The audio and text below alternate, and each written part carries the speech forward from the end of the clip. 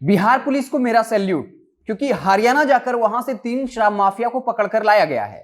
अब ये एक अच्छी बात है कि बिहार में शराब माफिया भले ही न पकड़ा जाए, लेकिन बिहार पुलिस हरियाणा जाकर वहां शराब माफियाओं को पकड़ लेकर आ जाती है, जो एक सिंडिकेट के जरिए बिहार के अलग अलग जगहों पर शराब की सप्लाई करती है। बता दें कि इसका सरगना जो है वो नरेश कुमार है, जिस पर बिहार में शराब के मामले में 6 मामले दर्ज हैं और इस पर मोतिहारी के पिपरा, कैमूर के मोहनिया, बगहा के नदी थाना, समस्तीपुर का रोसड़ा, मुसफ्फिल और मधुबनी के फूलपरास थाने में शराब की सप्लाई को लेकर मामला दर्ज है।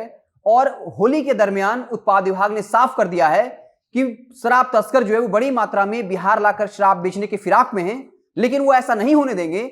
जो भी बिहार में शराब बेचेगा उस तस्कर को पकड़ लिया जाएगा।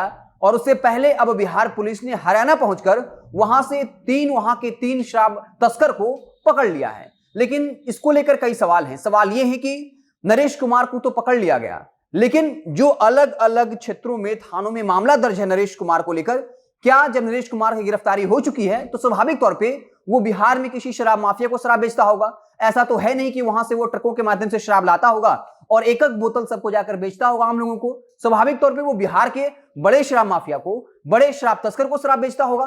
तो क्या बिहार पुलिस जिस तरीके से हरियाणा जाकर, दूसरे राज्य जाकर शराब माफिया को पकड़कर लाई है, तो बिहार के बड़े शराब तस्कर को पकड़ पाएगी? ये एक बड़ा सवाल है, क्योंकि लगातार ये सवाल उठता है कि बिहार के बड़े शराब माफिया की गिरफ्तारी क्यों नहीं होती है। क्या इसलिए क्योंकि वो सत्ताधारी पार्टी के नजदीकी लोग हैं? ये सवाल तो उठेगा। और ये सवाल सिर्फ मीडिया के द्वारा उठाया नहीं गया। ये सवाल सिर्फ मीडिया का नहीं है, ये सवाल हाई कोर्ट का है। जब हाई कोर्ट ने तल्ख टिप्पणी की थी और ये पूछा था कि ऐसा लगता है कि एक व्यापारिक नेटवर्क के जरिए बिहार में शराब की तस्करी हो रहा है, हाई कोर्ट ने यह भी पूछा था कि आखिर बड़े शराब तस्कर की गिरफ्तारी क्यों नहीं हो रही है। तो बिहार पुलिस पता नहीं क्यों डरती है बिहार के बड़े शराब तस्कर को पकड़ने से, लेकिन इतना हिम्मत है उनके पास कि वो हरियाणा जाकर वहां जो एक बड़ा शराब माफिया का सिंडिकेट है, वहां से 3 माफियाओं को पकड़कर ले आती है।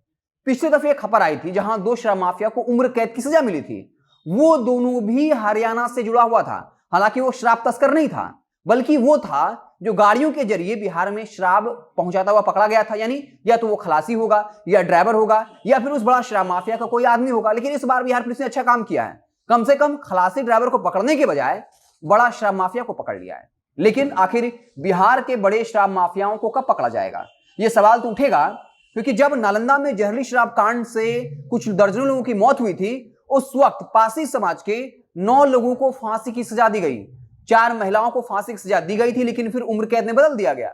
तो लेकिन वहीं आरा में जिनके शराब पीने से, जदयू नेता था, उसके शराब पीने से 19 से ज्यादा लोगों की मौत हुई, लेकिन उसके बाद वो जमानत पर छूट गया और सीएम आवास में जाकर सीएम नीतीश के साथ सेल्फी लेता है। जब वो तस्वीर वायरल होती है तब फिर से उसे जेल भेजा जाता है, लेकिन वो एक बार फिर से जेल में बाहर है। इस बार जब पंचायत चुनाव हुआ तब उस नेताजी की पत्नी पंचायत चुनाव में जीती और जेडीयू के पूर्व सांसद, जितने भी उस जिला के जेडीयू के बड़े नेता थे, उन्होंने बाकायदा तस्वीरें भी खिंचाई, तस्वीरें सोशल मीडिया पर वायरल भी हुई। लेकिन उस जेडीयू नेता पर क्या कुछ कार्रवाई हुई? आखिर जेल गया तो फिर जमानत पर कैसे छूट गया?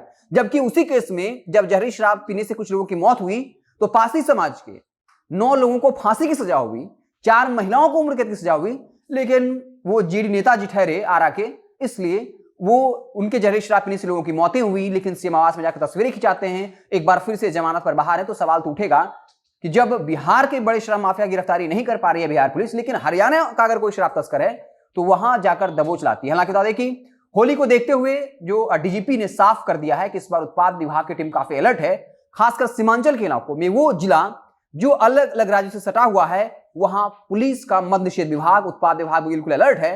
और इस बार शराब तस्करों को बख्शा नहीं जाएगा और इसके लिए ड्रोन और हेलीकॉप्टर का भी सहारा लिया जाएगा। सीएम नीतीश ने साफ तौर पर कह दिया कि हम शराबबंदी के मामले में पीछे नहीं हटेंगे, जो भी शराब बेचता है उसे पकड़ा जाएगा।